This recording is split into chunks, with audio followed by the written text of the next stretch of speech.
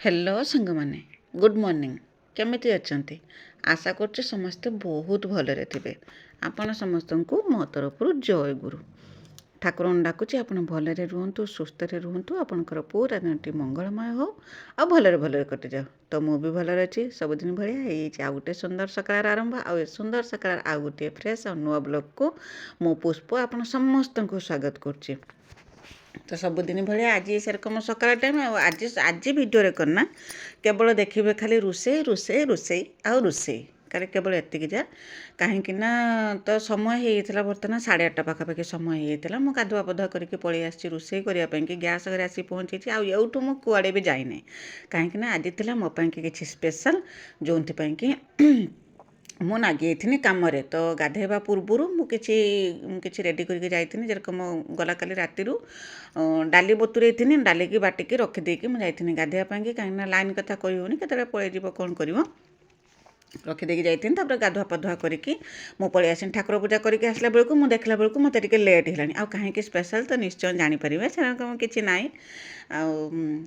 Late मु भाविनी जे late हो गलानी तो से कि बाबा कही करना मुझे तुम टे अटाटा चकटी दियो मुझे करना तरकारीटा करदे तो प्रेसर कुकर तरकारीटा बसई देती आ तरकारीटा सीझीगला तरकारीटा ओह्लई दे सारिकी जो डाली जे बाटी थी बुट डाल जे बाटी थी बुट डालटा को करना ताकू कढ़ारे तेल जीरा आउ तेल देकी ताकू भल रकम टिके कषिदेमी बुट डाली आउ डाली झीर करना अदा रसुण पियाज सबू देकी बाटी देती कंचा लंका सब देकी मु बाटी देती डाली झीर आपाई कढ़ारे खाली तेल लुण हल्दी दे देकी जीरा देकी ताकू भल रंग कषिदेनी आउ सेटा हो सारापर रेडी हो सारापर ताकू बाहर कर देती बाहर कर देकी धनिया पत्र आणिकी ता देहर कुच कुच कर काटिकी पकई देती पकई देकी तार सब मैंने बॉल बने देकी बाबा से बेलू अटा को चकटे देते चकटे देकी रखिदे मुझे करना तरकारी भी मोर रेडी होता आईटा मैंने सीझीगला माने बुट डालटा जो कषुनी कषा हो गला तरकारीटा को मुझे बघार देती बघार दे सारिकी आसती करना आज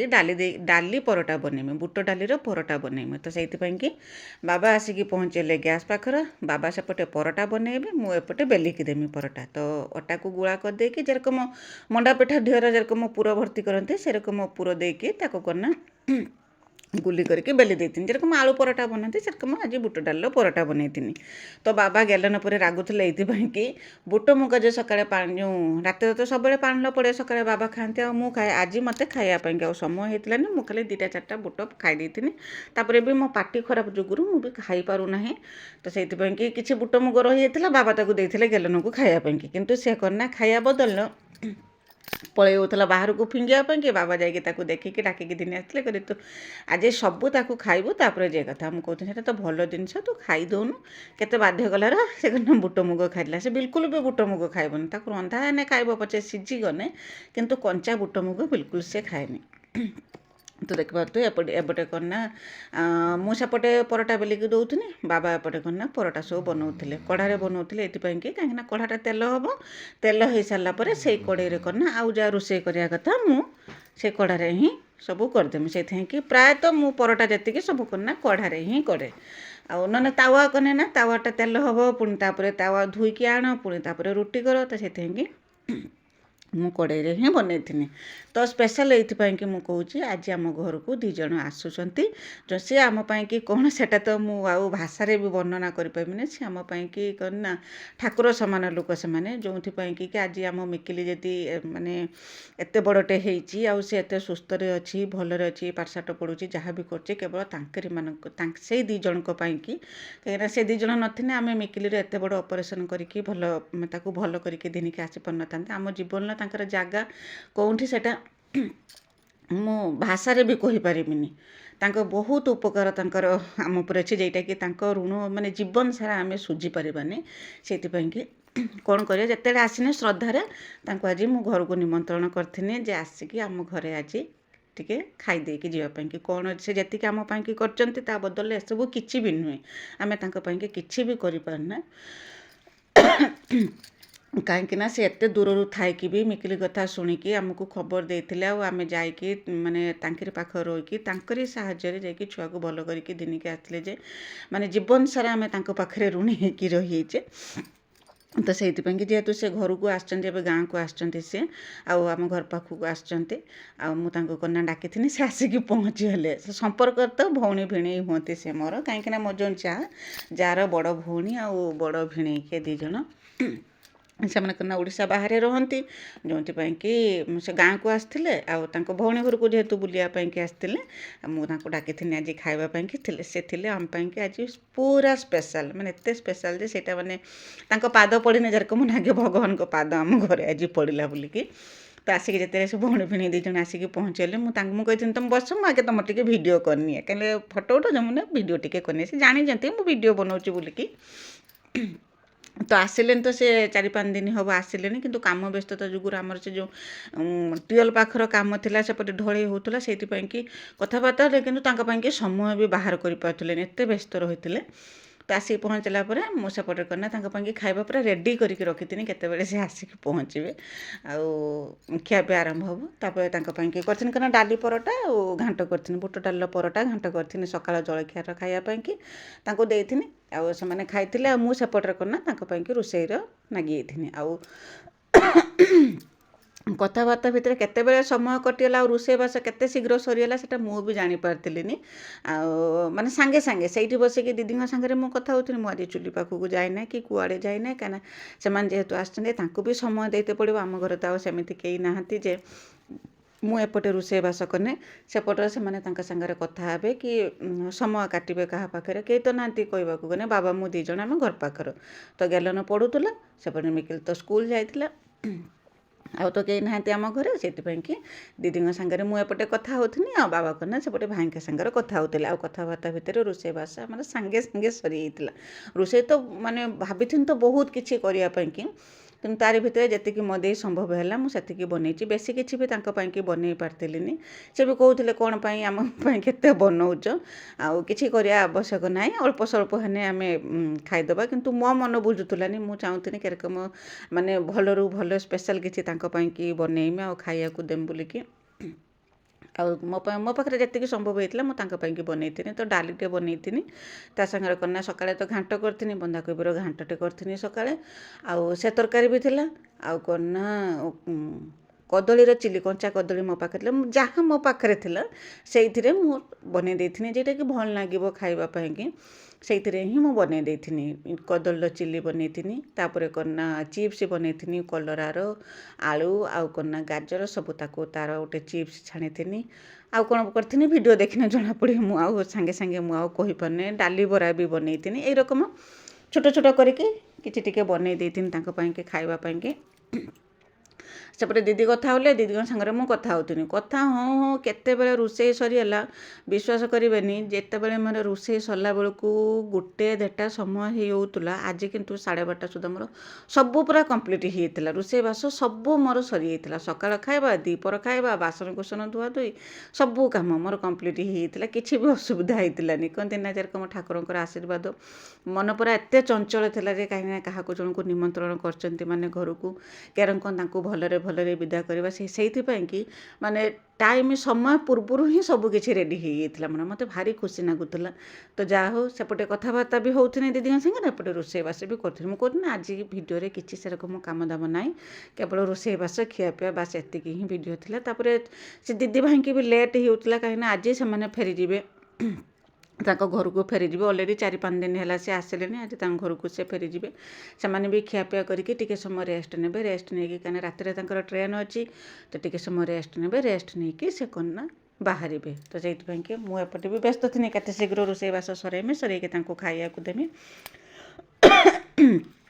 ଆଉ ଏଇ ସିନ୍ଟାକୁ ଦେଖିପାରୁଥିବେ ମୋତେ ମନା କରୁଥିଲେ ଭିଡ଼ିଓ କରେନି ବୋଲିକି ମୋତେ କିନ୍ତୁ ଭାରି ଖୁସି ଲାଗିଲା ଯେ ଭାଇ ଯେ ଗୋଟେ ଜ୍ୟାକେଟ୍ କରୁଥିଲେ ନା ଖରା କଲା ଯେରକମ ତାଙ୍କୁ ଗରମ ହେଲା ଆଉ ସେ କନା ଜ୍ୟାକେଟ୍ଟା ବାହାର କରୁଥିଲେ ବିଲକୁଲ ବି ବାହାର କରିପାରୁଥିଲେନି ତ ଆସିଲେ ଦିଦିଙ୍କ ପାଖକୁ ଆସିଲେ କହିଲେ ମୋ ଜ୍ୟାକେଟ୍ଟା ଟିକେ ଟାଣିକି ବାହାର କରିଦିଅ ମୁଁ ବାହାର କରିପାରୁନି କେରକ ମୁଁ ଅଟକି ଯାଇଛି ତ ଦିଦି ତାକୁ କନା ବାହାର କରିଦେଉଥିଲେ ମୁଁ କହିଲି ଆଗେ ତ ଏଇ ସିନ୍ଟା ମୁଁ ଆଗରେ ଭିଡ଼ିଓ କରିମି ତାପରେ ଆଉ ସେଇ କଥା କହିକି ମଜା କରିକି ଖୁସି ମଜା କରିକି ହସା ହସି ହେଉଥିଲେ ତାପରେ ରୋଷେଇବାସ ମୋର ସରିଗଲା ତ ଦେଖିପାରୁଥିବେ ଏତିକି ସବୁ ବନେଇଛି।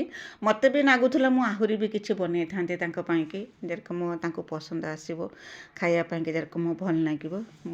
ମାନେ ଇଚ୍ଛା ହେଉଥିଲା ଆହୁରି ବହୁତ କିଛି ବନେଇବା ପାଇଁକି, କିନ୍ତୁ ସେଇ ସ୍ୱଳ୍ପ ସମୟ ଭିତରେ ଯାହା ପାରିଛି ମୁଁ ବନେଇଛି ଏତିକି ସବୁ ଖାଇବା। ସେରକମ ବେଶୀ କିଛି ମୁଁ ବନେଇ ପାରିଥିଲିନି। ଆଉ ସେ କିନ୍ତୁ କହିଲେ ବହୁତ ସାରା ବନେଇ ଦେଇଛି ବୋଲିକି। ତ ଭାତ ଏଇଠି ବି ମୁଁ କରିଦେଇଥିଲି, ଗ୍ୟାସ୍ରେ ଏଇଠି ଭାତ ବି କରିଦେଇଥିଲି। ଆଉ ଶୀତ ତ ଏତେ ଜୋର ଶୀତ ଲାଗୁଛି ଯେ ନ କହିବା କଥା। ତ ଭୁଇଁରେ ପାଦ ବି ପକେଇ ହେଉନି, ଯେଉଁ ଟାଇଲ୍ସ ପଡ଼ିଛି ଟାଇଲ୍ସରେ ହିଁ ଏତେ ଥଣ୍ଡା ଲାଗୁଛି। ତ ରୋଷେଇବାସ ସରିଗଲା, ତାପରେ ଖରକା ପୁରକା କରିକି ରେଡ଼ି କରିକି ରୋଷେଇ ସରିଲା।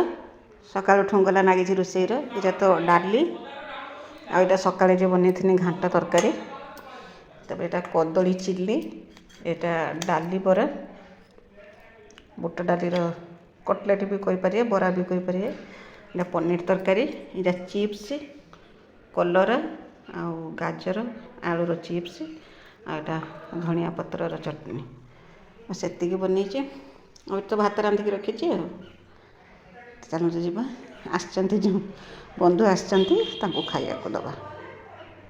ତ ସମସ୍ତେ ବାଢ଼ି ଆଣିଥିଲେ ଖାଇବା ପାଇଁକି, ଆମେ ସମସ୍ତେ ଖାଇଥିଲେ। ଆଉ ଖିଆପିଆ କାମ ସରିଯାଇଥିଲା। ୟା ପରେ ତ ଆଉ କିଛି କାମ ନାହିଁ। ବାସନକୁସନ ଏତିକି ଧୋଇ ଦେଇ ସାରିଲା ପରେ ମୋ ପାଖରେ ଆଉ କିଛି କାମ ଥିଲାନି। ତ ଆଜି ଦିନଟି ଏମିତି ଭାବରେ ମୋର କଟିଥିଲା।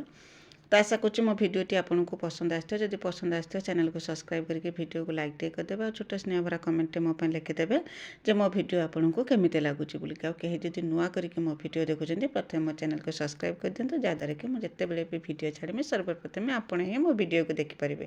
ଆଉ ମୋ ଭିଡ଼ିଓକୁ ଆପଣଙ୍କ ଫ୍ୟାମିଲି ଫ୍ରେଣ୍ଡମାନଙ୍କ ସହିତ ଟିକେ ସେୟାର କରିଦିଅନ୍ତୁ। ତ ମୋତେ ବି ଟିକେ ସପୋର୍ଟ ହେବ, କାହିଁକିନା ଆପଣଙ୍କର ସପୋର୍ଟ ଆଉ ଭଲ ପାଇବା ମୋତେ ୟୁଟ୍ୟୁବରେ ଭିଡ଼ିଓ ବନେଇବା ପାଇଁ ପ୍ରେରଣା ଯୋଗାଉଛି, ଆଉ ସାହସ ମଧ୍ୟ ଦେଉଛି। ତ ଖିଆପିଆ କାମଦାମ ସରିଲା ପରେ ତ ଦିଦିଙ୍କ ପାଦରେ ଟିକେ ଅଳତା ଦେଇ ଦେଇଥିନି, କାହିଁକିନା ସେ ଆଜି ତ ଯିବେ ତାଙ୍କ ଘରକୁ, ତ ପଳେଇଯିବେ। ସେଇଥିପାଇଁକି ତାଙ୍କ ପାଦରେ ଟିକେ ଅଳତା ଦେଇ ଦେଇଥିନି। ଆଉ ସେଇ ସମୟରେ ବସିକି ଟିକେ ସମୟ କଥା ହେଇଥିଲେ। କଥା ହେଇସାରିକି ତାପରେ ସେ ଯାଇକି ଘରକୁ ଯିବା ପାଇଁକି ରେଡ଼ି ହେଇଥିଲେ। ଆଉ ଗଲା ଭିଡ଼ିଓରେ ମାନିନୀ ଦିଦି, ବିଜୟଲକ୍ଷ୍ମୀ ଅପା, ଜ୍ୟୋତି ଦିଦି, ସ୍ନେହଲତା ଦିଦି, ତରଙ୍ଗିନୀ ଦିଦି ସମସ୍ତେ ବହୁତ ସୁନ୍ଦର ସୁନ୍ଦର କମେଣ୍ଟ ଲେଖିଛନ୍ତି। ସମସ୍ତଙ୍କୁ ମୋ ତରଫରୁ ବହୁତ ବହୁତ ଧନ୍ୟବାଦ। ତାପରେ ଅଟୋ ଆସିକି ପହଞ୍ଚିଯାଇଥିଲା, ସେମାନେ ବସ୍ଷ୍ଟାଣ୍ଡ ପର୍ଯ୍ୟନ୍ତ ଯିବେ। ତ ଅଟୋ ଆସିକି ପହଞ୍ଚିଯାଇଥିଲା, ରେଡ଼ି ହେଇଯାଇଥିଲେ। ଦିଦି ଭାଇ ଆମର ରେଡ଼ି ହେଇଯାଇଥିଲେ। ତ ଦେଖିପାରୁଥିବେ ପୁରା ହିରୋ ହିରୋଇନ୍ ଭଳିଆ ଦେଖା ହେଉଛନ୍ତି ଦୁଇ ଜଣ। ତ ଅଟୋ ଆସିକି ପହଞ୍ଚିଲେ, ସେମାନେ 3ଟା ସୁଦ୍ଧା ସେମାନେ ବାହାରି ଯାଇଥିଲେ। ଆଉ ତାପରେ କ'ଣ ନା ମୁଁ ତାଙ୍କୁ ବାଟି ଦେଇକି ଘରକୁ ଆସିଥିଲି। ସମୟ ହେଇଛି ବର୍ତ୍ତମାନ 4ଟା। ଏତେ ଜୋର ଶୀତ ଲାଗୁଛି ଯେ ମୁଁ ଏଠି ଟିକେ ଟିକେ ଖରା ପଡ଼ିଥିଲା, ଏଠି ବସିଥିଲି। ଏବେ ଖରା ପଡ଼ିଲାଣି, 4ଟା ହେଲାଣି। ଶୀତ ଲାଗୁଛି ଯେ ପୁରା ଦେହ ହାତ ପୁରା ଥରେଇ ପକାଉଛି। ମୁଁ ଏବେ ଯାଇକି ଲୁଗାପଟା ଧୋଇକି କାମ ସରାଇ ଦିଅନ୍ତି, କିନ୍ତୁ ଗାଈ ଆସିନାହିଁ। ଗାଈକି ଅପେକ୍ଷା କରିଛି, ଗାଈ ଆସିବ। ଗାଈ ବାନ୍ଧି ଦେଇକି ଦୁଇଁ ଦେଇ ସାରିଲା ପରେ, ଗାଈ ଦୁଇଁ ସାରିଲା ପରେ କାମ ସରିଯିବ। ଆଉ ତ କିଛି କାମ ନାହିଁ। ଆଜି ବେଣୁସ ପରିକି ଖିଆପିଆ ସରିଲାଣି। ତ ଶୀତଟା କେବେ କମିବ କେଜାଣି। ମୋତେ ଶୀତ ଭାରି ଭଲ ଲାଗେ, କିନ୍ତୁ ଏ ବର୍ଷ ଏତେ ଶୀତ ପଡ଼ିଛି ଯେ ପୁରା କୁହନ୍ତି ନା ଛାତି ଥରେଇ ଦେଉଛି ଏରକମ ଶୀତ। ତ ଗୁଡ଼ା ହାତ ମୋର ପଟପଟିକି ଥରୁଛି। ଏଇଠି ବସିଥିଲି, ଏଇଠି ଚେୟାରରେ ବସିଥିଲି। ଖରା ପଡ଼ିଥିଲା ଚୁଲି ପାଖରେ। ଆଜି ଟିକେ ଟିକେ ଖରା ଥିଲା, ଭଲ ଲାଗୁଥିଲା। ଘର ଭିତରେ ରହି ହେଲାନି ବୋଲିକି ମୁଁ ଆସିକି ବାହାରେ ବସିଥିଲି। ବାପରେ କି ଶୀତ ଲାଗୁଛି, ଚାଦର ନ ଘୋଡ଼ିଲେ କିଛି କାମ କରିହେବନି, ଏତେ ଜୋର ଶୀତ ଲାଗିଲାଣି। ଯାଉଛି ଚାଦରଟା ଘୋଡ଼ି ପଡ଼ିମି। ଥରୁଛି, ବାହାରକୁ ଯାଇ ହେଉନି, ମାନେ ଏରକମ ଶୀତ ଲାଗୁଛି। 4ଟା ହେଇଛି ସମୟ, ଦେଖିବାକୁ କେତେଟା ହେଇଛି ସମୟ। ମିକିଲି ଏବେ ସ୍କୁଲରୁ ଆସିଲେ 10-15 ଖଣ୍ଡେ ହେବ। ଦେଖି ବୋଧେ 4:25 ହେଇଛି ଏବେ। ଶୀତ ମାନେ ପୁରା ଥରଉଛି। ମିକିଲେ କେଇଠି ତୁ ଶୀଘ୍ର ଲୁଗାପଟା ପିନ୍ଧି ବାହାରେ ପଡ଼ିଆ। ଘର ବହୁତ ଜୋରସେ ଶୀତ ଲାଗୁଛି। କବାଟ ଝରକା ସବୁ ଦେଇଦେବେ। ଝରକା ଦେଇ ଦେଇଛୁ ନା? ଉଲ୍ଟା ଗେଞ୍ଜି ଘୋଡ଼ିଛୁ? ମୁଁ ଚାଦର ଘୋଡ଼ି ପଡ଼ିନି, ଯାଉଛି ସେପଟର ଗାଈକି ଟିକେ ଅପେକ୍ଷା କରିମି। ଗାଈ ଆସିନେ ଗାଈ କାମଟା ସରିଗଲେ ମୋତେ ଆଉ କିଛି ଚିନ୍ତା ନାହିଁ। ତ ମୁଁ ଏଇପଟର କବାଟ ଦେଇ ଦେଇକି ବସିମି। ସନ୍ଧ୍ୟା ସମୟ ହେଲେ, ସନ୍ଧ୍ୟା ତ ଏବେ ଟିକେ ଲେଟ୍ରେ ସନ୍ଧ୍ୟା ହେଉଛି, ମାନେ 5:15-20 ହେଇଯାଉଛି ସନ୍ଧ୍ୟା ଦେଲା ବେଳକୁ। ତ ଯାଉଛି ସେଠି ଗାଈକି ଅପେକ୍ଷା କରିମି। ଗାଈ ନହେଲେ କେତେବେଳେ ପଳେଇ ଆସିବ, ବାଛୁରୀ କ୍ଷୀର ପିଇଯିବ, ସରିଯିବ। ତ ଯାଉଛି। ଶୀତ ବାପରେ ବା, ପୁରା ଛାତି ଥରେଇ ଦେଉଛି ଏ ଶୀତ।